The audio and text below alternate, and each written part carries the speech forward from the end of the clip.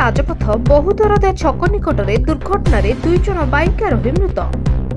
जातीय राजपथ बहुदरदा छक निकट में दुर्घटन दुई जन बाइक आरोही मृत्युवरण कर। भद्रक जिला भद्रक ग्रामांचल थाना अधीन बहुदरदा छक निकट में घटी सड़क दुर्घटना। तेबे सही जगार पूर्व बहुत दुर्घटना घटी रास्ता काम होउथबारु। जाजपुर भद्रक जीवा रास्ता एक स्कूटी गाड़ी रे बसी जाउथले दुई जन व्यक्ति हठात देखला बेलकू भद्रक द्रुत गति माड़ी आसला सामना आड़ू ट्रक एवं देखु देखु आगपटू पिटी देला से ट्रकटी। या परे घटनास्थल में जड़े युवकर मृत्यु घटी एवं अन्य जने बहुत जोर रे छिटकी पड़िबा परे आम्बुलांस सहायता रे भद्रक मुख्य चिकित्सालय को पठा जायतिला।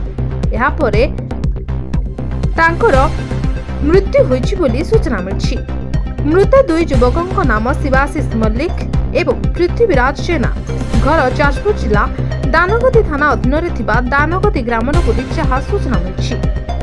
दुर्घटना करथिबा ट्रक ड्राइवरटी निज जीवन बंचाइबा पई खसिजिबा समय खबर पाई केन्दुआपदा फांडी पुलिस संगे संगे से ट्रक को गोड़ाई गोड़ाई गंडगरा ग्राम भितर को जीवा रास्ता रे पुलिस धरिबारे सफल होछि। भद्रकरू रमेश चंद्र पति रिपोर्ट द न्यूज टुडे।